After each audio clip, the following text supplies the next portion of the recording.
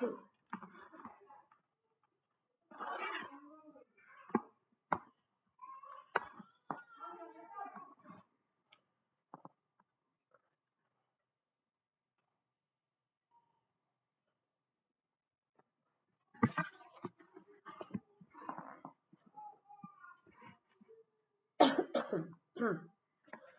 guys, a very good afternoon. Good afternoon to all of you. Very good afternoon guys and welcome to Unacademy UGC Net. और अगर आप लोगों ने अभी तक इस चैनल को सब्सक्राइब नहीं किया है तो चैनल को सब्सक्राइब कर लीजिए और बेल आइकन को प्रेस कर ले सो दैट आपके पास नोटिफिकेशन आ सके जैसे ही क्लासेस शेड्यूल होती है। गाइस जैसा कि आप लोगों को पता है कि डेली में आप लोगों के लिए डेली में 1 PM आप लोगों की क्लास लेके आती हूँ कॉमर्स इकोनॉमिक्स की। ठीक है, इकोनॉमिक्स की क्लास में लेके आती हूँ कॉमर्स इकोनॉमिक्स की मैं क्लास लेके आती हूँ आप लोगों के लिए। और अगर आप लोग एमसीक्यू सेशन प्रैक्टिस करना चाहते हैं, एमसीक्यूज का सेशन लेना चाहते हैं, प्रैक्टिस अगर आप करना चाहते हैं एमसीक्यूज की रिगार्डिंग, तो आप मेरा स्पेशल क्लासेस ले सकते हैं। मेरी स्पेशल क्लासेस होती है जो कि बिल्कुल फ्री ऑफ कॉस्ट होती है। मेरी स्पेशल क्लासेस होती है, ये क्लासेस आप लोगों को अनअकैडमी की जो लर्निंग ऐप है हमारी अनअकैडमी की लर्निंग ऐप पे ये क्लासेस होती है, वहां पे ये क्लासेस आप मेरी वॉच कर सकते हैं, बिल्कुल फ्री ऑफ कॉस्ट होती है। पेपर 1 और पेपर 2 दोनों की मैं क्लासेस लेती हूँ। पेपर 1 एंड पेपर 2 दोनों की मेरी क्लासेस होती है। पेपर 1 का टाइमिंग 9 AM है एंड पेपर 2 का टाइमिंग 12 PM है। ओके, जहां पे मैं आप लोगों को एमसीक्यूज प्रैक्टिस करवाती हूँ। और पेपर 2 में अभी मैं आप लोगों को करवा रही हूँ रेशियो एनालिसिस। अभी मैंने पेपर 2 में रेशियो एनालिसिस वाला टॉपिक आप लोगों के लिए स्टार्ट किया है। आप लोगों को सिंपली अनअकैडमी की लर्निंग ऐप आपको डाउनलोड करनी है। पूजा वर्मा के नाम से मुझे सर्च कीजिएगा एंड देन आप मुझे फॉलो कर ले सो दैट आप लोगों को क्लास के नोटिफिकेशन आ सके। अगर आपने मुझे फॉलो किया होगा तो आपको क्लासेस के नोटिफिकेशन मिल जाएंगे। ओके गाइस, इसके साथ साथ हम लोग काफी हमारे टॉपिक्स थे वो डिस्कस कर रहे थे इकोनॉमिक्स के रिगार्डिंग। कल वाले लेक्चर में मैं आप लोगों को बताया था टाइप्स ऑफ इलास्टिसिटी। मैंने आप लोगों को कल बताया था types of elasticity, type of elasticity और इलास्टिसिटी का नेचर क्या होता है, ये सब कुछ मैंने आप लोगों को कल वाले सेशन में आप लोगों के साथ मैंने डिस्कस किया था। आई होप आप लोगों ने वो प्रीवियस लेक्चर मेरा वॉच किया होगा, क्योंकि अगर वो प्रीवियस लेक्चर्स वॉच नहीं करोगे तो आपको आगे का समझ नहीं आएगा। तो क्लासेस में कंटिन्यू रहे, कंटिन्यूटी बनाए रखेंगे तो ही क्लासेस समझ आती है। ओके, और आप लोगों के लिए मैं डेली क्लास लेके आती हूँ Monday to Friday daily class होता है। और ध्यान रखिएगा सैटरडे को मैंने आप लोगों के लिए एक मॉक टेस्ट ऑर्गेनाइज किया है 12 PM पे। सैटरडे को आप लोगों का टेस्ट है 12 PM पे, पेपर 2 का टेस्ट है और पेपर 1 का आपका टेस्ट होगा सैटरडे को 9 AM पे। 9 AM पे आप लोगों का पेपर 1 का टेस्ट होने जा रहा है। ठीक है, तो ये दोनों टेस्ट जरूर दीजिएगा। इसके अलावा अगर आप मेरे फाउंडेशन बैचेस ज्वाइन करना चाहते हैं, अगर आप बेसिक और फाउंडेशन स्टडी करना चाहते हैं, देखिए मेरा ये मानना है कि अगर आप तभी एक एग्जाम को क्लियर कर सकते हैं जब आपके कॉन्सेप्ट अगर अच्छे से क्लियर है, अगर आपका बेसिक्स अच्छे से क्लियर है, देन आप कोई भी एग्जाम क्वालिफाई कर सकते हैं, कोई आपको रोक नहीं सकता। तो अगर आप मेरे फाउंडेशन बैचेस देना चाहते हैं जो कि एकदम इंफॉर्मेशन रिच मेरी क्लासेस होती है, बहुत ही बेसिक और फाउंडेशन से मैं लेके चलती हूँ, जहाँ पे आपको paper 1 and paper 2 complete available है। वो प्लेटफॉर्म है आप लोगों के लिए अनअकैडमी प्लस का। अनअकैडमी प्लस का प्लेटफॉर्म आप लोगों के लिए डिजाइन किया गया है जहाँ पे आप लोगों को बेसिक कोर्सेज प्रोवाइड किए जाते हैं। सिंपली आपको रेफरल कोड यूज करना है पूजा 10। पूजा 10 आपको रेफरल कोड यूज करना है PUJA10 capital letters without any space आपको यूज करना है। इससे आप लोगों को 10% डिस्काउंट मिल जाएगा अपने सब्सक्रिप्शन अमाउंट पे। ओके, एंड गाइस ध्यान रखिएगा फर्स्ट ऑफ नवंबर से आप लोगों की जो प्राइसेस है वो हाइक होने वाली है, राइज हो जाएगी। अप्रोक्सीमेटली मान के चलिए 15% से ही प्राइसेस राइज हो जाएगी। तो अगर आप एडिशनल चार्जेस पे नहीं करना चाहते तो और अनअकैडमी प्लस पे अगर आप एनरोल करवाना चाहते हैं तो 1 नवंबर से पहले एनरोल करवा लें सो दैट आपके 1500 रुपए जो फीस के एडिशनली आपको पे करने पड़ेंगे वो आपके बच जाएगी अगर आप 1 नवंबर से पहले अगर एनरोल करवा लेते हैं। और काफी अच्छा प्लेटफॉर्म आप लोगों के लिए डिजाइन किया गया है, टॉप एजुकेटर्स आप लोगों को वहां पे टीच कर रहे हैं और काफी बेसिक वे में लेके जाया जाता है। देखिए प्लस का बेनिफिट आप लोगों को क्या है, एक तो आप लोगों के लिए लाइव क्लास ऑर्गेनाइज की जाती है, लाइव पढ़ाया जाता है, लाइव क्विज होती है आप लोगों के लिए, लाइव क्विज में आप लोगों को पार्टिसिपेट करना होता है, लाइव आप लोगों के लिए डाउट क्लियरिंग सेशन भी ऑर्गेनाइज किया जाता है, live doubt clearing session organise किया जाता है जो बहुत ही बेसिक और मतलब फंडामेंटल कॉन्सेप्ट्स को अगर आपकी कोई भी दिक्कत आती है तो आप इजीली क्वेश्चंस को रेज कर सकते हो। हर 3 क्लास के बाद आप लोगों के लिए डाउट क्लियरिंग सेशन होता है, इससे बेटर ऑप्शन आपके लिए नहीं है। एक स्ट्रक्चर्ड वे में आप लोगों के लिए क्लासेस रखी जाती है, एक लिंकेज के साथ आपको पढ़ाया जाता है, क्योंकि अगर आप सेल्फ स्टडी पे जाते हैं तो आपको पता है कि पॉसिबल नहीं हो पाता सारे कॉन्सेप्ट को अच्छे से कवर कर पाना, डिटेल में पढ़ पाना, क्योंकि आप सेल्फ स्टडी में इतना सारा कोर्स कवर नहीं कर सकते। दैट्स व्हाई अनअकैडमी प्लस एक बेस्ट प्लेटफॉर्म है जहाँ पे आपको पीडीएफ भी अवेलेबल है और ये पीडीएफ आपको हिंदी और इंग्लिश दोनों में अवेलेबल है, ये पीडीएफ आपको हिंदी और इंग्लिश दोनों में अवेलेबल है। ओके गाइस, काफी अच्छा प्लेटफॉर्म है जो आप लोगों के लिए डिजाइन किया गया है अनअकैडमी के द्वारा। आप स्पेशल क्लासेस के थ्रू इंटरफेस को देख सकते हैं, काफी अच्छा इंटरफेस है। ओके गाइस, आगे बात करें तो फीस स्ट्रक्चर की। देखिए 12 महीने की फीस अभी है 11,550, अगर आप अभी सब्सक्रिप्शन लेते हैं 11,550 है, पर आपको ये पे नहीं करना पड़ेगा अगर आप मेरा रेफरल कोड अप्लाई कर देते हैं पूजा 10 PUJA10, अगर आप लगा देते हैं तो आपको ये पे नहीं करना पड़ेगा और आपको 10% डिस्काउंट मिल जाएगा अपने सब्सक्रिप्शन अमाउंट पे। ओके, एंड आपके पास ईएमआई ऑप्शन भी अवेलेबल है, no cost EMI, that is EMI के कोई भी एडिशनल चार्जेस आपको पे नहीं करने पड़ेंगे, डेबिट और क्रेडिट दोनों कार्ड्स के थ्रू ये ऑप्शन आपको अवेलेबल है। ओके, चलिए बात करते हैं, स्टार्ट करते हैं हमारे सेशन को। इलास्टिसिटी ऑफ डिमांड की रिगार्डिंग हम लोग बात कर रहे थे, तो जैसा कि मैंने आप लोगों को बताया था इलास्टिसिटी की हम लोगों ने टाइप्स हम लोगों ने डिस्कस कर लिए थे। एक बार मैं ब्रीफ कर देती हूँ आप लोगों को फटाफट से। टाइप्स ऑफ इलास्टिसिटी की रिगार्डिंग हम लोगों ने कल की क्लास में हम लोगों ने बात कर ली थी। टाइप ऑफ इलास्टिसिटी कितने टाइप की थी, 4 टाइप्स थे। कितने टाइप्स थे, 4 टाइप्स ऑफ इलास्टिसिटी थी। ठीक है, आप सभी भी एक बार रिवाइज करते हुए चलिएगा, ठीक है, रिवाइज करते हुए चलिएगा कितने टाइप्स की थी। फर्स्ट जो मैंने आपको बताई थी प्राइस इलास्टिसिटी,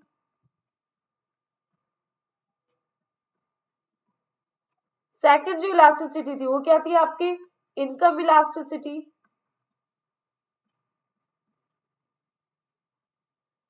देन नेक्स्ट आपकी थी क्रॉस इलास्टिसिटी,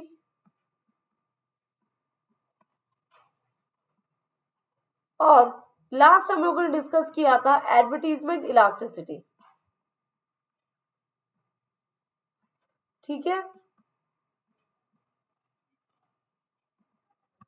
ओके, ये 4 टाइप्स ऑफ इलास्टिसिटी हम लोगों ने कल वाले सेशन में डिस्कस किया था, बहुत ही अच्छे से मैंने आप लोगों को एक्सप्लेन किया था किसका क्या रेलिवेंस है, इलास्टिसिटी पॉजिटिव होती है नेगेटिव होती है। ध्यान रखना, जनरली जनरली जो आपकी इलास्टिसिटी होती है, जनरली जो आपकी इलास्टिसिटी होती है वो आपकी होती है नेगेटिव। ठीक है, नेगेटिव होती है जनरली, क्योंकि आपके प्राइस और डिमांड में कैसा रिलेशन होता है, नेगेटिव रिलेशन होता है।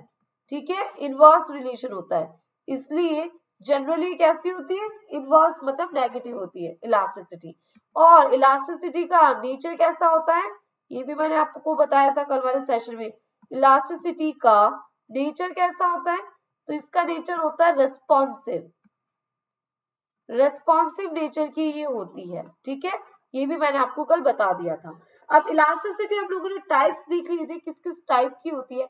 अब इलास्टिसिटी कैलकुलेट कैसे किया जाता है, मतलब मेथड्स कौन कौन से होते हैं इलास्टिसिटी को कैलकुलेट करने के। तो आज के सेशन में हम वही मेथड्स डिस्कस करने वाले हैं, methods of elasticity. Methods of elasticity हम लोग डिस्कस करने वाले हैं कि भाई किस किस मेथड के थ्रू आप इलास्टिसिटी को कैलकुलेट कर सकते हैं। तो सबसे जो फर्स्ट आपकी मेथड है इलास्टिसिटी को कैलकुलेट करने की वो हो जाएगी आपके परसेंटेज मेथड, या फिर इसे प्रोपोर्शनेट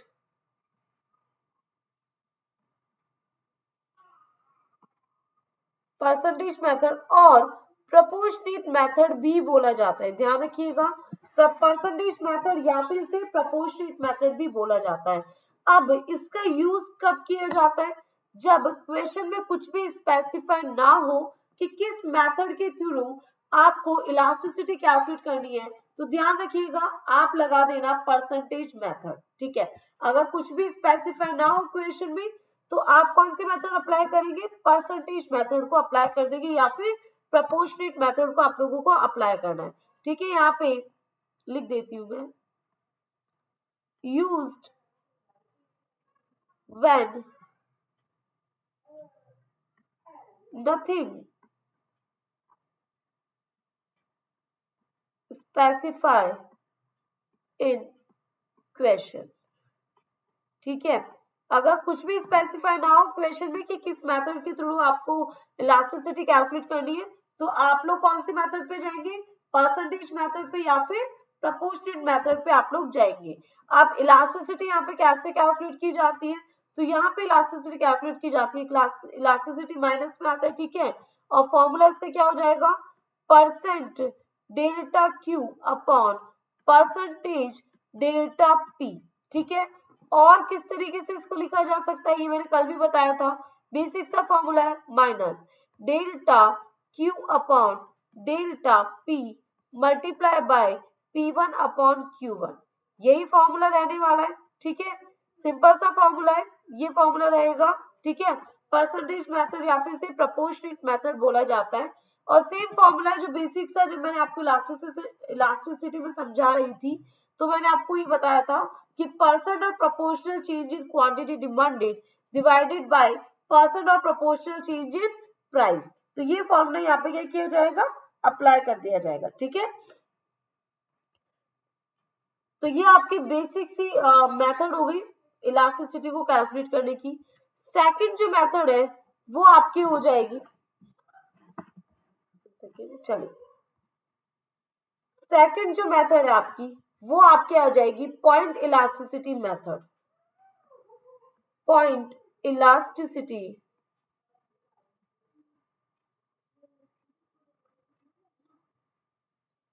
मेथड, और इसे ज्योमेट्रिक मेथड भी बोला जा सकता है, और इसे ठीक है, हाँ, ये दो मेथड के नाम से इसे जाना जाता है। पॉइंट इलास्टिसिटी मेथड होता है और एक होता है आपकी ज्योमेट्रिक मेथड। ठीक है, इनको ज्योमेट्रिक मेथड भी बोला जाता है, पॉइंट इलास्टिसिटी मेथड को। अब देखिए पॉइंट इलास्टिसिटी मेथड का यूज कब किया जाता है? पॉइंट इलास्टिसिटी मेथड का यूज कब किया जाता है?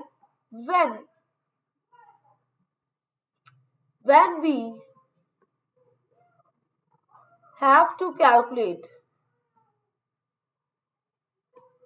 elasticity at a point of demand curve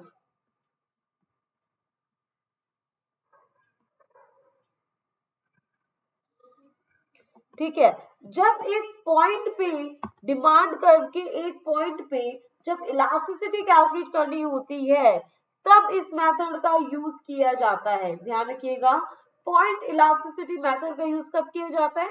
जब डिमांड कर्व के एक पॉइंट पे इलास्टिसिटी को कैलकुलेट करना होता है तब पॉइंट इलास्टिसिटी मेथड या फिर ज्योमेट्रिक मेथड का क्या किया जाता है?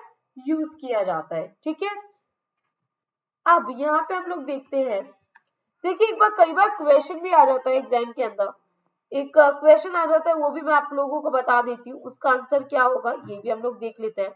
यहाँ पे एक क्वेश्चन आ जाता है एग्जाम में, ये ध्यान रखना, ये इंपॉर्टेंट है। एक क्वेश्चन आ जाता है एग्जाम में, ये क्वेश्चन होता है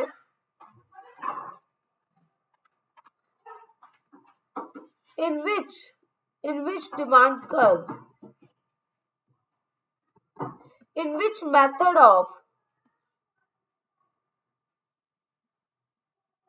demand curve all the on the angles of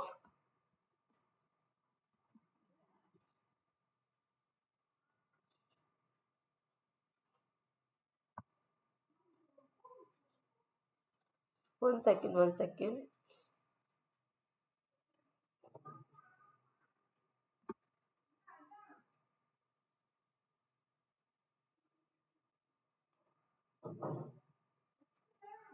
One second.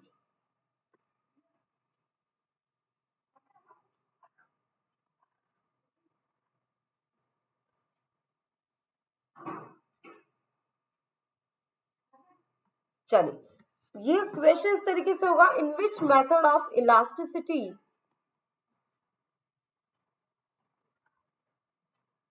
all the angles of elasticity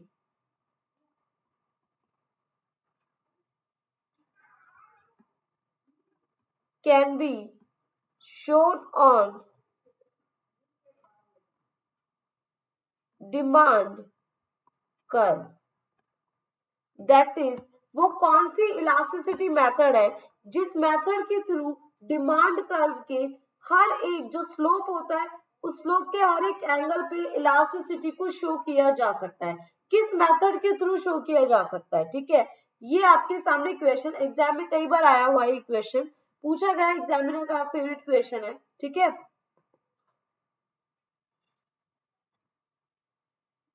तो इसका आंसर क्या हो जाएगा आप लोगों के, इसका आंसर हो जाएगा point elasticity method, point elasticity method, इसका आंसर हो जाएगा पॉइंट इलास्टिसिटी मेथड। क्या होगा, देखिए ये जब क्वेश्चन आएगा एग्जाम में, ऐसा कौन सा विधि है मांग की लोच निकालने की जिसके द्वारा जो कि आपके एंगल्स है, प्रत्येक जितने भी कोण होंगे स्लोप के, ठीक है, मांग वक्र के सभी एंगल्स को, सभी कोणों को एक ही डिमांड कर्व पे दर्शाया जा सकता है, तो वो कौन सी मेथड हो जाएगी, पॉइंट इलास्टिसिटी मेथड। किस मेथड के थ्रू ये पॉसिबल होगा, पॉइंट इलास्टिसिटी मेथड के थ्रू ये क्या हो सकता है, पॉसिबल हो सकता है। अब देखिए ये कैसे पॉसिबल होता है, पॉइंट इलास्टिसिटी मेथड होता है क्या है, ज्योमेट्रिक मेथड जिसे बोला जाता है, ये कौन सी मेथड होती है, किस तरीके से इसको कैलकुलेट किया जाता है, कैसे ये शोन होती है। तो ध्यान रखिए, मैं आप लोगों के लिए एक कर्व डिजाइन कर रही हूँ, इस कर्व के थ्रू हम लोग समझेंगे। ये आप लोगों के सामने कर्व है,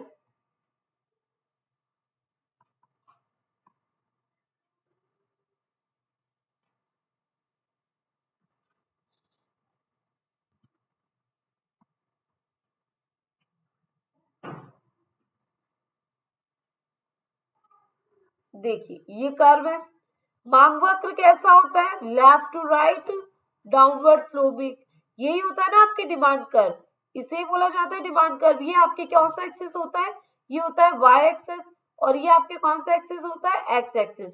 अब यहाँ पे क्या आता है आपके प्राइस, और यहाँ पे क्या आती है आपके डिमांड। क्लियर है, ये तो सभी को पता है। अब देखिए बात ये आती है कि भाई पॉइंट इलास्टिसिटी कब कैलकुलेट किया जाता है, when we have to calculate elasticity at a point of demand curve, जब एक पॉइंट पे डिमांड कर्व की इलास्टिसिटी को कैलकुलेट करना होता है तब ये फॉर्मूला अप्लाई किया जाता है। ठीक है, अब देखिए एक और चीज यहाँ पे ध्यान रखिएगा, इसके अलावा एक और कीवर्ड है जो आपको ध्यान रखना है, when there is minor change minor change in demand, when there is minor change in demand, ठीक है ना, डिमांड और price,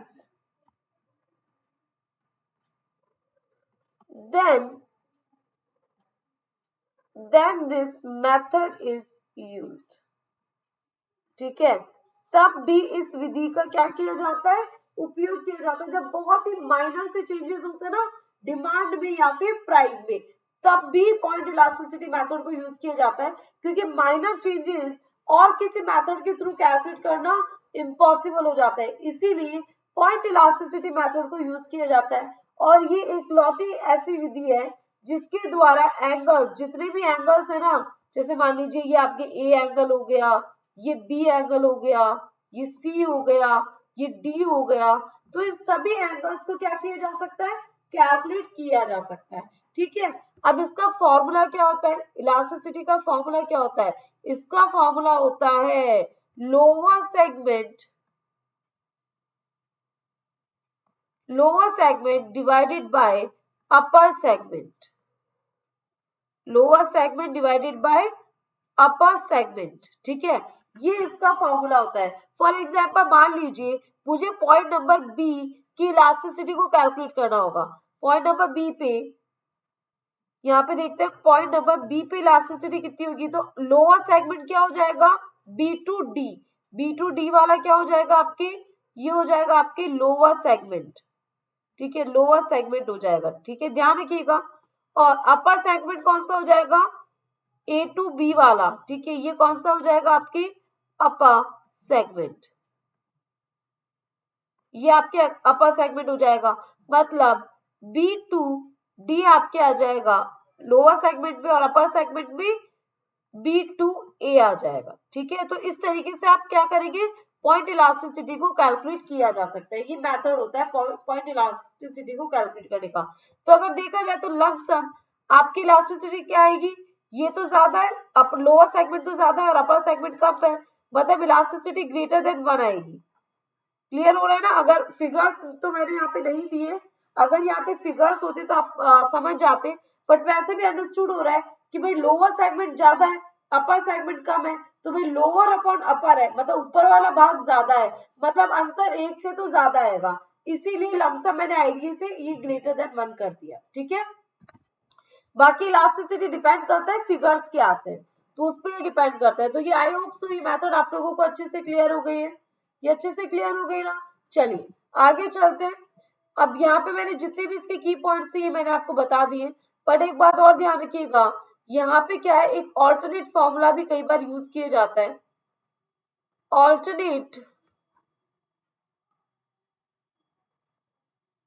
alternate formula of point elasticity method, point elasticity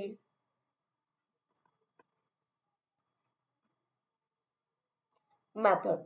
alternate formula क्या हो जाएगा इसका, तो ध्यान रखना, पॉइंट इलास्टिसिटी का ऑल्टरनेट फॉर्मूला आपकी हो जाएगा delta Q upon delta P multiply by P1 upon Q1। ठीक है, ये इसका ऑल्टरनेट फॉर्मूला होगा, ध्यान रखना पॉइंट इलास्टिसिटी का, क्योंकि कई बार क्या है, क्वेश्चन आया हुआ है, क्वेश्चन एग्जाम में पूछा गया है, क्वेश्चन आया हुआ है आपके, अगर Q is equal to 200 minus 10P है और P की वैल्यू आपको गिवन है 10, तो इलास्टिसिटी आपको कैलकुलेट करके बतानी है। ठीक है, पॉइंट इलास्टिसिटी कैलकुलेट करके बतानी है, कौन सी वाली, पॉइंट इलास्टिसिटी आपको कैलकुलेट करके बतानी है। अब भाई मैडम ने तो हमें बोला था कि पॉइंट इलास्टिसिटी का फॉर्मूला होता है lower segment divided by upper segment, ma'am ने तो हमें यही बताया था। अब क्या किया जाए, तो भाई कुछ नहीं, ऑल्टरनेट फॉर्मूला भी हमें मैम ने बताया था, वो लगा दीजिएगा। अब देखिए यहाँ पे सबसे पहले तो क्यू की वैल्यू का आप कैलकुलेट कर लो। ठीक है, क्यू की वैल्यू कैलकुलेट करोगे तो P की वैल्यू गिवन है, तो Q की वैल्यू आ जाएगी आपकी Q is equal to 200 minus 10 into P, यही हो जाएगा। तो Q की वैल्यू क्या हो जाएगी, 200 माइनस 100, दैट इज 100 आ गई Q की वैल्यू। अब देखो यहाँ पे ध्यान रखना, जो ये Q आपको P1 पता है, आपको Q1 पता है, ये दो तो आपको पता है, बट आपको ये नहीं पता कि डेल्टा Q और डेल्टा P की क्या वैल्यू होगी, ये तो आपको नहीं पता। अब भाई ये तो हमें पता ही नहीं कि भाई डेल्टा क्यू और डेल्टा पी की वैल्यूज क्या है, तो ये ध्यान रखिएगा, जो आपको पी के पास जो वैल्यू नजर आ रही है ना, पी के पास जो वैल्यू नजर आ रही है, ये वैल्यू एक्चुअली रिप्रेजेंट करती है delta Q upon delta P को, ये ध्यान रखिएगा, जो ये वैल्यू है ना, ये वैल्यू रिप्रेजेंट करती है delta Q upon delta P को। तो आप अगर ये फॉर्मूला अप्लाई करते हैं, आपके पास क्यू की वैल्यू डेल्टा क्यू अपन डेल्टा पी की भी वैल्यू क्या हो चुकी है, हमें पता लग चुकी है। मतलब क्या वैल्यू 10 इंटू पी की वैल्यू क्या हो जाएगी 10 और क्यू की वैल्यू क्या गिवन है आपको 100। ठीक है, ये वैल्यूज गिवन है आपको। तो यहाँ पे अगर आप देखेंगे तो इलास्टिसिटी कितनी आ जाएगी -1 आ रही है। ठीक है, बट ये माइनस में चलती है इलास्टिसिटी तो माइनस साइन आगे आ जाएगा। तो इलास्टिसिटी आपकी इस क्वेश्चन की निकल के आ जाएगी, आंसर कितना आ जाएगा -1। ठीक है, तो ये ऑल्टरनेट फॉर्मूला जरूर ध्यान रखिएगा। ये इससे भी कई बार क्वेश्चन आ चुके हैं और इस टाइप का एक छोटा सा प्रैक्टिकल क्वेश्चन आपको देके पूछा जा सकता है। ठीक है, ये ऐसा प्रैक्टिकल क्वेश्चन आ जाता है, छोटा सा क्वेश्चन है पर बहुत ही थोड़ा सा ट्रिकी क्वेश्चन था। जिसको पता था कि डेल्टा क्यू अपन डेल्टा पी की वैल्यू क्या होगी और पॉइंट इलास्टिसिटी का ऑल्टरनेट फॉर्मूला क्या होता है, तो वो इजीली इस क्वेश्चन को सॉल्व कर सकता था। ठीक है, उनके लिए ये बोनस था। अब देखिए आगे बात करते हैं। आगे बात करने से पहले चलिए एक क्वेश्चन मैं और आप लोगों को करवा देती हूँ।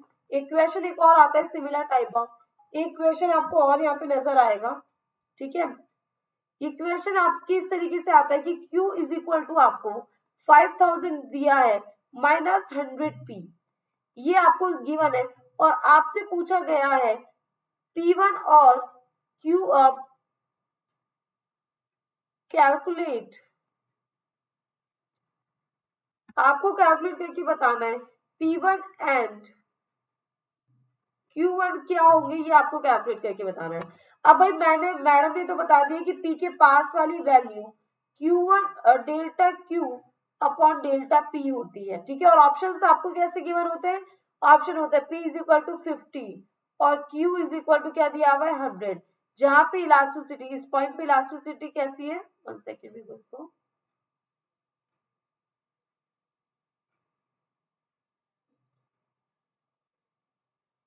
चलिए क्वेश्चन आपको इस तरीके से गिवन होगा Q is equal to 5000 minus 100p, ये इक्वेशन गिवन है और आपको कैलकुलेट करके बताना है कैलकुलेट P1 एंड Q1, ये आपको कैलकुलेट करके बताना है।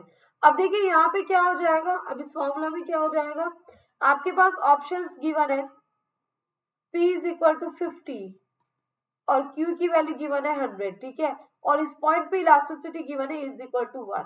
नेक्स्ट ऑप्शन आपको गिवन है P इज इक्वल टू 100 और Q इज इक्वल टू 200 और इलास्टिसिटी इस पॉइंट पे है लेस देन 1। ठीक है, इसके बाद थर्ड ऑप्शन आपको गिवन है P is equal to 100 and Q is equal to आपको गिवन है 150 और इलास्टिसिटी इस पॉइंट पे ग्रेटर देन 1। और फोर्थ ऑप्शन आपको गिवन है none of the above, none of above, ये आपको फोर्थ ऑप्शन गिवन है। अब इस टाइप के क्वेश्चन को कैसे सॉल्व किया जाए, अगर इस टाइप के क्वेश्चन अगर एग्जाम में आ जाते हैं तो उससे कैसे डील किया जाए, तो गाइस ध्यान रखिएगा इस टाइप के क्वेश्चन को आप करेंगे ऑप्शन मेथड के थ्रू। ठीक है, कौन सी मेथड के थ्रू करेंगे, ऑप्शन मेथड के थ्रू। जैसा कि मैंने आप लोगों को बताया था पॉइंट इलास्टिसिटी वाले में कि भाई P के पास वाली value delta P delta Q upon delta P की वैल्यू मैंने आप लोगों को क्या बताई थी, ये होगी आपकी 100। आपको पता है इसकी वैल्यू 100 है। ठीक है, तो आपने वैल्यूज पुट किया, आपने लिखा 100 और फॉर्मूला क्या मैंने बताया था आपको, ऑल्टरनेट फॉर्मूला क्या बताया था, delta Q upon delta P into P1 upon Q1, यही बताया था। और ये दोनों हमें क्या करना है, फाइंड आउट करना है। और delta Q upon delta P हमें क्या है, गिवन है, ये रहा। तो यहाँ पे क्या करेंगे, ऑप्शन मेथड लगाएंगे। फर्स्ट ऑप्शन हमने लगाया, इंटू किया P1 अपॉन Q1, कितना हो जाएगा 50 अपॉन 100, ये कितना आ जाएगा आपके 20 से 20 कैंसिल होके ये आ गया आपके 50। मतलब इलास्टिसिटी इज इक्वल टू 1 आ रही है क्या, नहीं आ रही। देन नेक्स्ट में हम लोगों ने नेक्स्ट ऑप्शन में पुट किया, ये आपकी delta Q upon delta P की वैल्यू तो सेम ही चलने वाली है, 100 इंटू P1 अपॉन Q1 कितना हो गया 100 अपॉन 200, तो ये कितना हो जाएगा, ये आपके अप्रॉक्स हो जाएगा, 20 से 20 कैंसिल हो गए, 50 आया। मतलब इलास्टिसिटी अभी भी लेस देन 1 नहीं है, ग्रेटर देन 1 है, तो ये भी नहीं होगा आपका आंसर। ऑप्शन नंबर 3 में हमने पुट किया 100 into P1 upon Q1, 100 divided by 150, 10 से 10 कैंसिल किया, देन ये 2 टाइम्स और ये आपके 3 टाइम्स चला जाएगा, तो ये क्या हो जाएगा आपके 200 अपॉन 3, मतलब इलास्टिसिटी ग्रेटर देन 1 ही आएगी, क्योंकि अपर सेगमेंट क्या है ज्यादा और लोअर सेगमेंट क्या है कम है, तो इलास्टिसिटी ग्रेटर देन 1 ही आने वाली, मतलब ये ऑप्शन आपका जो कि आपका ऑप्शन नंबर 3 है, ये क्या हो जाएगा, बिल्कुल करेक्ट हो जाएगा। तो इस टाइप के क्वेश्चंस को आपको किस तरीके से सॉल्व करना है, ऑप्शन मेथड के थ्रू इन्हें सॉल्व कीजिएगा, और जिसको पता था कि ये वैल्यू किसको रिप्रेजेंट करता है वो इजीली इस टाइप के क्वेश्चंस को सॉल्व कर सकता था। Okay guys, I hope so ये कॉन्सेप्ट आप लोगों को अच्छे से क्लियर हो गया होगा। ठीक है, तो ये हमने बात कर ली थी हमारी, ये था हमारा पॉइंट इलास्टिसिटी मेथड। अब हम लोग बात करने वाले हैं हमारी नेक्स्ट मेथड की। नेक्स्ट मेथड हम लोग डिस्कस करने जा रहे हैं जो कि आपकी है आर्क इलास्टिसिटी मेथड। नेक्स्ट जो मेथड है वो कौन सी मेथड हो जाएगी आपकी, arc elasticity method. Method number जो 3 है आपकी वो कौन सी मेथड हो जाएगी, arc elasticity, arc elasticity method, जिसे और कौन सी मेथड बोला जाएगा, इसे एक्चुअली मिड पॉइंट मेथड भी बोला जाता है। मिड पॉइंट मेथड भी इसे क्या होता है बोला जाता है, मिड पॉइंट मेथड भी इसे बोला जाता है, आर्क इलास्टिसिटी मेथड बोल लो या फिर इसे मिड पॉइंट मेथड भी बोला जाता है। ठीक है, अब देखिए आर्क इलास्टिसिटी या फिर मिड पॉइंट मेथड के अंदर फॉर्मूला क्या यूज किया जाता है, तो यहाँ पे इलास्टिसिटी ऑफ डिमांड को कैलकुलेट करने का फॉर्मूला होगा delta Q upon delta P multiply by P1 plus P2 divided by Q1 plus Q2।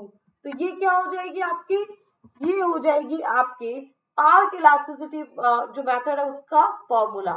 अब इक्वेशन के थ्रू हम लोग इसको देखते हैं, इक्वेशन में आप लोगों के साथ शेयर करती हूँ। P1 आपकी गिवन है 10, ठीक है, और P2 आपकी गिवन है 20, Q1 आपको गिवन है 20 एंड P2 आपको गिवन है 10। अब यहाँ पे आपको निकाल के बताना है elasticity of demand by arc elasticity method, मतलब आर्क इलास्टिसिटी मेथड को अप्लाई करके आपको क्या निकालना है, इलास्टिसिटी ऑफ डिमांड को आपको कैलकुलेट करके बताना है।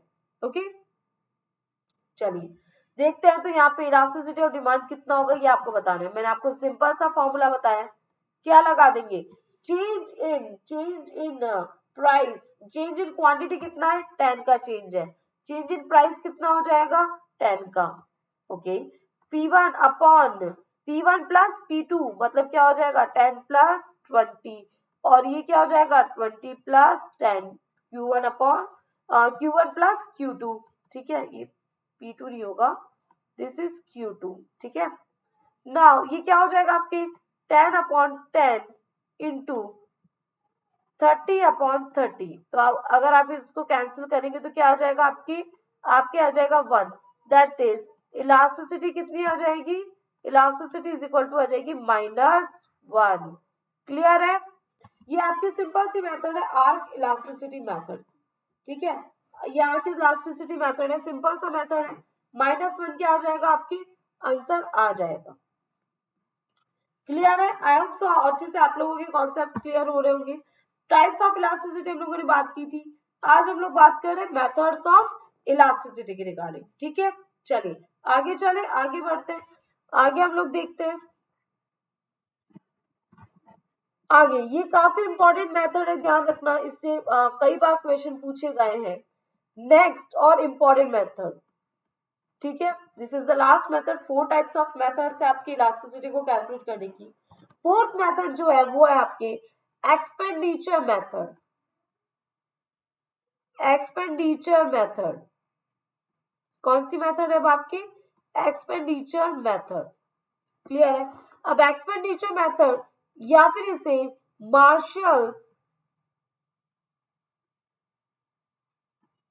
मार्शल्स टोटल आउटले मेथड भी बोला जाता है, मार्शल्स टोटल आउटले मेथड भी इसे बोला जाता है। क्लियर है, बात क्लियर है, ठीक है।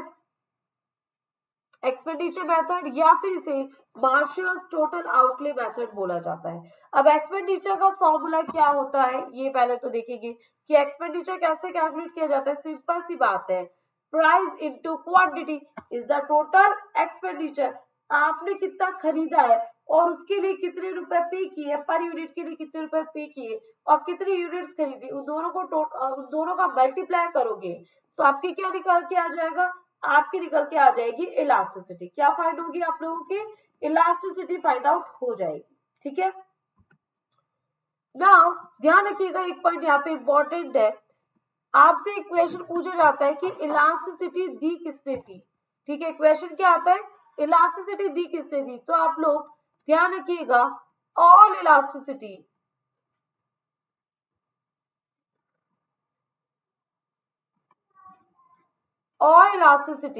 is given by Marshall. ध्यान रखिएगा जितनी भी इलास्टिसिटी थी तो उसका आंसर मार्शल ही होता है। अगर इकोनॉमिक्स में कोई क्वेश्चन आता है ना तो उसका मेजरली है ना आंसर मार्शल ही होता है। इकोनॉमिक्स कॉमर्स के इकोनॉमिक्स में जो क्वेश्चन आते हैं उसका मेजरली जो आंसर होता है ना मार्शल ही होता है, क्योंकि मार्शल ने ही इकोनॉमिक्स में ज्यादा कंट्रीब्यूट किया था। ठीक है, और तो इसे ध्यान में रखना, अगर क्वेश्चन आ जाए कि इलास्टिसिटी किसने दी थी तो all elasticity is given by Marshall. आप लोगों को सिंपली आंसर करना है मार्शल। जितने भी प्रीवियस ईयर में क्वेश्चन पूछे गए हैं उस सभी में एक ही आंसर है मार्शल। ठीक है, चलो तो हमें बात करनी है, मार्शल ने बात की थी एक्सपेंडिचर की, और एक्सपेंडिचर इज इक्वल टू क्या होता है, एक्सपेंडिचर इज इक्वल टू क्या होता है, एक्सपेंडिचर होता है आपके प्राइस इनटू क्वांटिटी। एक्सपेंडिचर क्या हो जाता है आपके, प्राइस इनटू क्वांटिटी हो जाता है। ठीक है, ये ध्यान रखिएगा, एक्सपेंडिचर होता है प्राइस इनटू क्वांटिटी। अब मार्शल ने एक्चुअली रिलेशन पे बात की थी। जो मार्शल जी है ना, मार्शल जी ने रिलेशन पे बात की थी। इन्होंने जो इलास्टिसिटी दी थी ना वो रिलेशन के बेसिस पे दी थी, रिलेशन बेस्ड। ठीक है ना, रिलेशन बेस्ड पे बात की थी, मतलब इन्होंने बात की थी प्राइस और एक्सपेंडिचर के रिलेशन पे इन्होंने बात की थी। प्राइस और एक्सपेंडिचर के बेस पे, एक्सपेंडिचर के बेसिस पे इन्होंने बात की थी, प्राइस और एक्सपेंडिचर के रिलेशन पे इन्होंने बात की थी, और रिलेशन पे बेस्ड इन्होंने क्या दिया था, इलास्टिसिटी दिया था। ठीक है, अब यहाँ पे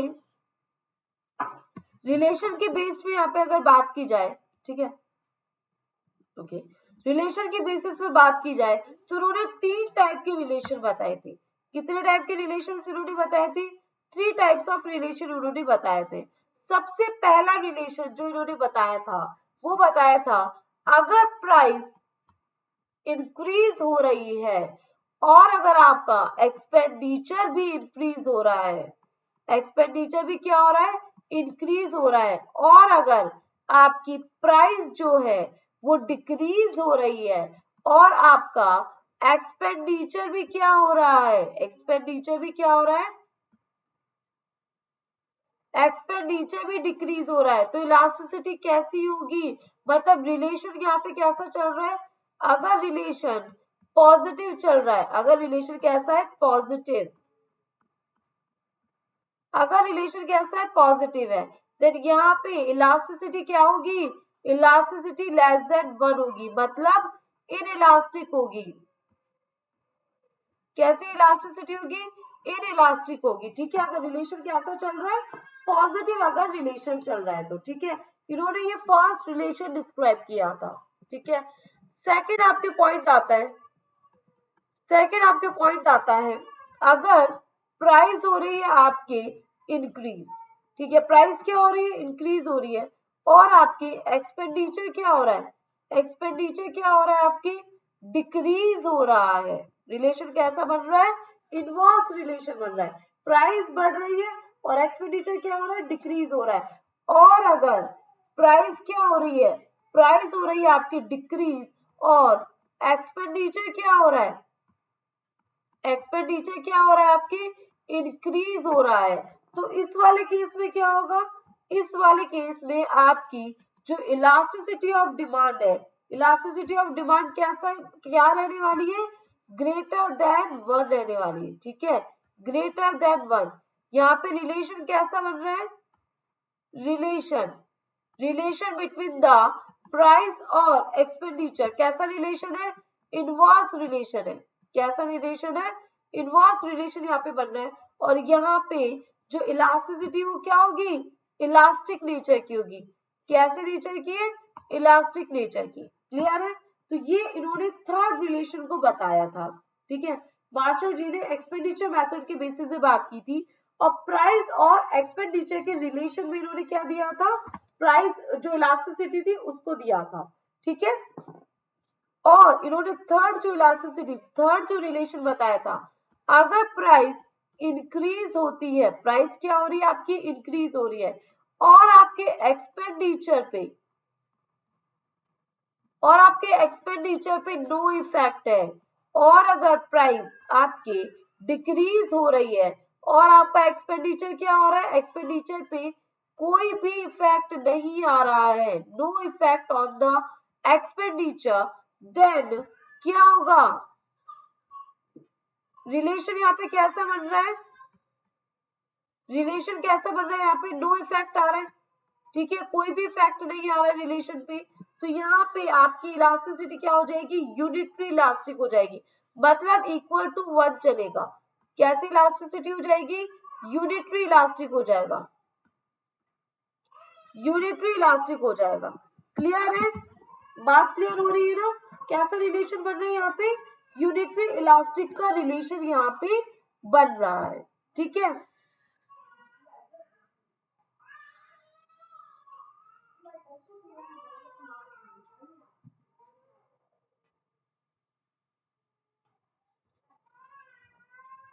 चलिए आगे बात करते हैं।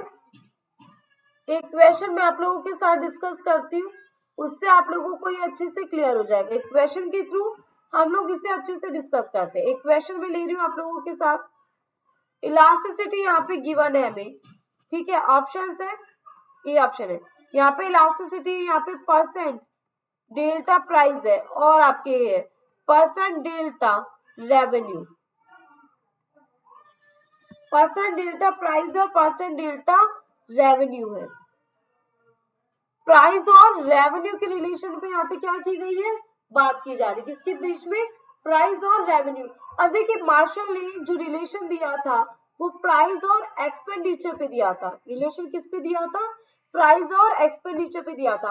अब देखिए रेवेन्यू बोलो या फिर एक्सपेंडिचर बोलो, किसी का रेवेन्यू किसी के लिए क्या होगा, एक्सपेंडिचर है। अगर मैं माल बेच रही हूँ तो मेरे लिए क्या होगा, वो रेवेन्यू होगा। और आप माल खरीद रहे हो, अगर आप कोई चीज परचेज कर रहे हैं तो आपके लिए वो क्या होगा, एक्सपेंडिचर होगा। तो किसी का रेवेन्यू किसी के लिए एक्सपेंडिचर होता है। सो दैट्स वाई यहाँ पे क्या हो जाएगा, इलास्टिसिटी मान लीजिए 0 गिवन है।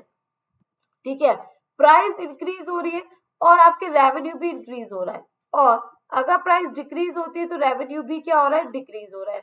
नेक्स्ट रिलेशन, नेक्स्ट जो इलास्टिसिटी है, मान लीजिए इलास्टिसिटी आपकी गिवन है लेस देन 1, यहाँ पे इलास्टिसिटी है आपकी 0, यहाँ पे लेस देन 1, लेस देन 1 में आपकी गिवन है प्राइस इंक्रीज हो रहा है तो आपकी रेवेन्यू या एक्सपेंडिचर भी डिक्रीज हो रहा है, और प्राइस डिक्रीज हो रहा है तो रेवेन्यू या एक्सपेंडिचर क्या हो रहा है, इंक्रीज हो रहा है।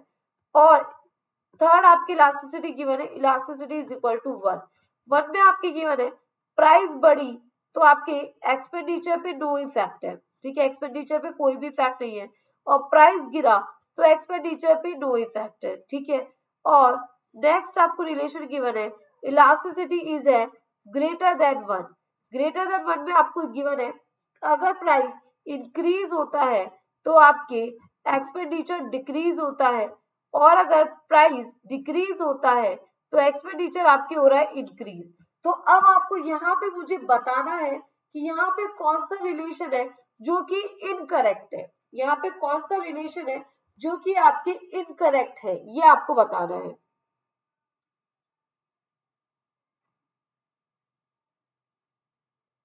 आपको बताना है यहाँ पे इनकरेक्ट रिलेशन कौन सा है। तो देखिए यहाँ पे बच्चे या स्टूडेंट्स क्या गलती करते हैं, वो जो इलास्टिसिटी इज इक्वल टू 0 है ना, उसी को आंसर करते हैं। ये मैंने हमेशा देखा है कि उनका हमेशा से आंसर होता है ऑप्शन नंबर ए।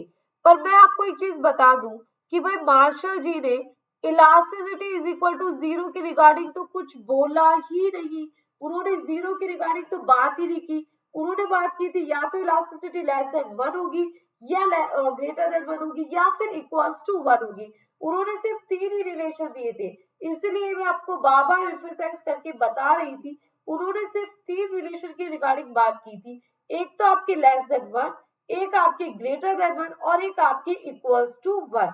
ये तीन ही रिलेशन पे उन्होंने बात की थी। इन तीन ही रिलेशन की रिगार्डिंग उन्होंने क्या दिया था, अपना इलास्टिसिटी ऑफ डिमांड दिया था। ठीक है, अब यहाँ पे आपको जो आपका जो ऑप्शन नंबर ए है वो तो ऑटोमेटिकली ही क्या हो जाएगा, आपके कंसिडर ही नहीं होगा। ठीक है, ऑटोमेटिकली वो तो एस्केप हो जाएगा, मतलब वो तो कंसिडर ही नहीं करना। आपको इन तीन स्टेटमेंट्स को कंसिडर करके ऑप्शन नंबर बी, सी और डी, इन तीन को कंसिडर करके ही आपको क्या करना है, आंसर करना है। ठीक है, इन तीन स्टेटमेंट्स को कंसिडर करना है और इन तीन के बेसिस पे ही आपको आंसर करना है। तो यहाँ पे जो आपका ऑप्शन करेक्ट हो जाएगा, आपको पता है यूनिटरी इलास्टिक में क्या होता है, नो रिलेशन होता है between the price and expenditure, मतलब ये तो करेक्ट है। और आपके ग्रेटर देन 1 का रिलेशन कब होता है, ग्रेटर देन 1 कब होता है, जब इलास्टिसिटी क्या होती है, रेस्पॉन्स देती है, इलास्टिक होती है, मतलब ये भी करेक्ट हो जाएगा। तो आपके जो रिलेशन गलत है, इलास्टिसिटी लेस देन 1 किस सिचुएशन होती है, जब पॉजिटिव डायरेक्शन में चलता है।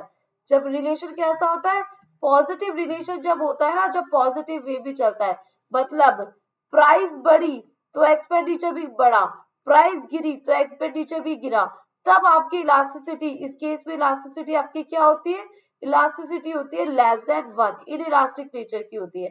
तो यहाँ पे जो करेक्ट ऑप्शन हो जाएगा that is the option number B. Option number B जो है वो यहाँ पे बिल्कुल करेक्ट हो जाएगा। क्लियर हुआ क्या, अच्छे से, I hope so concept clear हो गया। ठीक है, आई होप सो आप लोगों का ये कॉन्सेप्ट अच्छे से क्लियर हो गया है। जो भी पॉइंट्स मैं आप लोगों को समझाना चाह रही थी वो पॉइंट्स आपको अच्छे से क्लियर हो गए। ठीक है, क्लियर हो गया ना। तो ये आपके थे types methods of elasticity. 4 elasticity आपके मेथड्स मैंने आप लोगों को बताए हैं। फर्स्ट कौन सा बताया मैंने आपको, परसेंटेज मेथड या फिर प्रपोर्शनल मेथड। ठीक है, सेकंड जो मैंने आपको बताया, सेकंड मेथड कौन सी मेथड होगी आपकी, कौन सी मेथड में आ जाएगी आपकी, आर्क इलास्टिसिटी मेथड या फिर ज्योमेट्रिक मेथड या फिर पॉइंट इलास्टिसिटी मेथड। कौन सी मेथड बताई थी मैंने आपको, ज्योमेट्रिक मेथड और पॉइंट इलास्टिसिटी मेथड। देन आपकी कौन सी मेथड बताई थी मैंने, आर्क इलास्टिसिटी मेथड या फिर मिड पॉइंट मेथड भी जिसे बोला जाता है। और फोर्थ जो मेथड बताई थी मैंने, क्या बताई थी आपको, एक्सपेंडिचर मेथड या फिर इसे मार्शल्स टोटल आउटले मेथड भी बोला जाता है। और ध्यान रखिएगा क्वेश्चन अगर एग्जाम में आ जाए कि मार्शल ने इलास्टिसिटी किसने दी थी, ठीक है, इलास्टिसिटी किसने दिया, तो ध्यान रखिएगा इलास्टिसिटी कॉन्सेप्ट ये आपकी दिया है मार्शल ने। ठीक है, किसके द्वारा किसने गिवन है, ये मार्शल ने आपके ये इलास्टिसिटी दिया है। ठीक है, ओके, सो ये कॉन्सेप्ट आई होप सो आप लोगों की इजीली क्लियर हो गए होंगे। यहाँ से मेजरली जो क्वेश्चन बनते थे वो भी मैंने आप लोगों के साथ डिस्कस किए हैं कि किस टाइप के क्वेश्चंस यहाँ पे आपके बनते हैं, किस टाइप के क्वेश्चंस आपके इस टॉपिक से बन सकते हैं, वो भी मैंने आप लोगों के साथ डिस्कस किए हैं। चलिए मैं एक होमवर्क क्वेश्चन आप लोगों को दे देती हूँ। ये होमवर्क क्वेश्चन आप लोग मुझे कैलकुलेट करके बताइएगा। ठीक है, कल मैं इस पे डिस्कशन लूंगी। देन आप लोगों को एक क्वेश्चन में दे रही हूँ। ठीक है, 3 सिचुएशंस है, उसमें आप लोगों को कैलकुलेट करके बताना है। सर यहाँ पे आ जाएगी आपके प्राइस और ये हो जाएगा आपका क्वांटिटी। 3 सिचुएशंस मैं आप लोगों को दे रही हूँ, इन तीनों सिचुएशन को आपको एनालाइज करना है। ये हो गई प्राइस, क्वांटिटी, एंड एक थर्ड सिचुएशन हो जाएगी आपकी प्राइस एंड क्वांटिटी के रिलेशन में। ठीक है, तो यहाँ पे सिचुएशन नंबर 1 आपकी हो जाएगा, सिचुएशन नंबर 1 में हो जाएगा आपकी 2 और क्वांटिटी हो जाएगी आपकी 300। ठीक है, और ये हो जाएगा प्राइस आपकी 4 है और क्वांटिटी आपके 150, ठीक है। देन आपके प्राइस हो जाएगी 6 और क्वांटिटी हो जाएगी आपकी 100, ठीक है। सेकंड सिचुएशन में आपके प्राइस है 2, 4 और 6, ठीक है, सेम प्राइस है। क्वांटिटी आपकी हो जाएगी 300, 100 एंड 50, ये आपके प्राइस है, सॉरी क्वांटिटी है। देन प्राइस आपके अगेन हो जाएगा 2, 4, 6, प्राइस सेम ले रही हूँ मैं, एंड आपके क्वांटिटीज मान लीजिए 300, 200 एंड हो गई आपकी 120, ठीक है। ये आप लोगों के प्राइस और क्वांटिटी मैंने गिवन है, आपको यहाँ पे कैलकुलेट करनी है।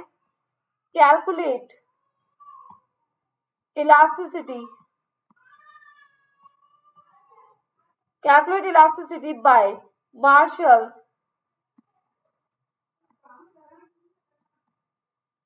total outlay method, ठीक है। आपको कैलकुलेट करके बताना है, मार्शल्स टोटल आउटले मेथड से आपको इलास्टिसिटी को कैलकुलेट करके बताना है, ठीक है। ये क्वेश्चन है, ये आप लोग जरूर कीजिएगा। कल इस क्वेश्चन पे मैं आप लोगों के साथ डिस्कशन लेने वाली हूँ, ये मैं आपको बताऊंगी, बट अपने अकॉर्डिंग एक बार है ना प्रैक्टिस जरूर कीजिएगा अगर कॉन्सेप्ट क्लियर हुआ हो तो, ठीक है। ओके, तो आज की क्लास यहीं तक रखते हैं। आई होप सो आप लोगों को क्लास अच्छा लगा हो। क्लास अच्छा लगा हो तो गाइज लाइक एंड शेयर जरूर कर दीजिएगा, क्लास को शेयर करना ना भूलें, ठीक है। शेयर भी करा करें क्लास को, सेशन को जरूर शेयर करें अपने फ्रेंड्स वगैरह के साथ, ठीक है। कल कंटिन्यू करते हैं। कल कुछ एमसीक्यूज मैं आप लोगों के लिए लेके आऊंगी इकोनॉमिक्स के रिलेटेड, इकोनॉमिक्स के एमसीक्यूज कल वाले सेशन में हम लोग प्रैक्टिस करने वाले हैं, ठीक है। Okay guys, thank you so much, thank you, bye bye, take care.